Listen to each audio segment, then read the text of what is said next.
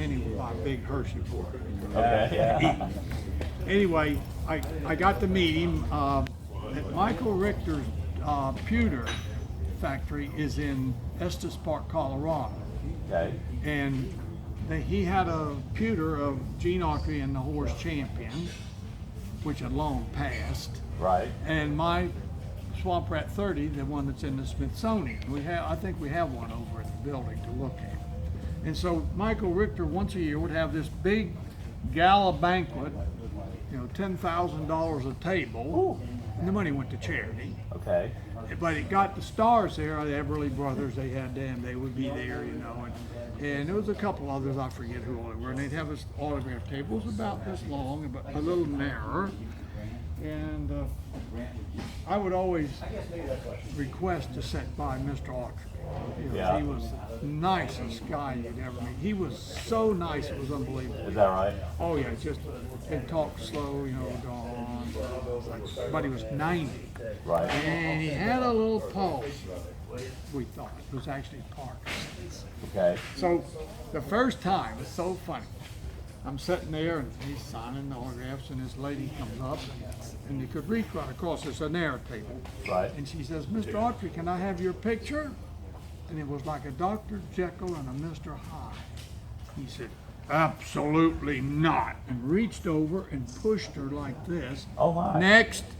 Wow. And so it went on, and she had to go get back in line to get her autograph, and she didn't say anybody. Pretty soon, another guy said the same thing, did exactly the same thing. Well, right away, they quickly sent the word back, whatever you do, don't ask Mr. Autry for it. He don't take pictures.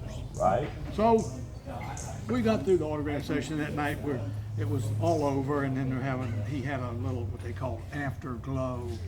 We were drinking amaretto on the rocks, and telling war stories. And right. He was actually wanting to know more about my fuel dragster racing than I wanted to know about his movie deal. Right. He didn't want to talk about that so much, Yeah. He wanted to know all about what was happening now, Right. racing and all. Right. But I said, Mr. Cool. Autry, I said, I need to ask you a question.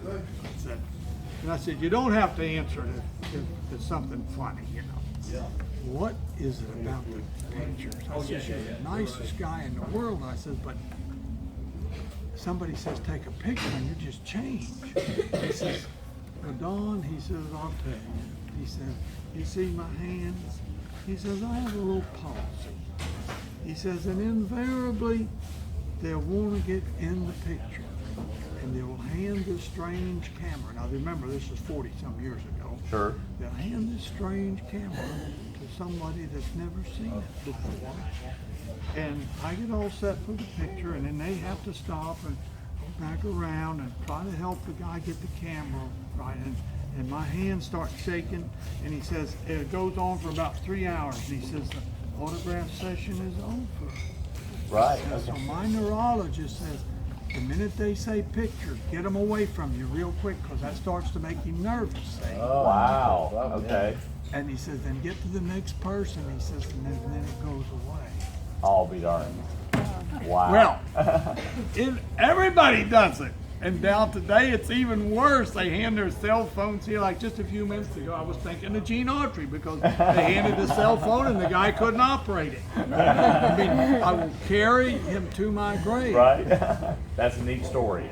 Oh, and it's true. It's so funny. And a couple of years we went back and did the thing, but next time they told, don't you ask him for no picture. Right.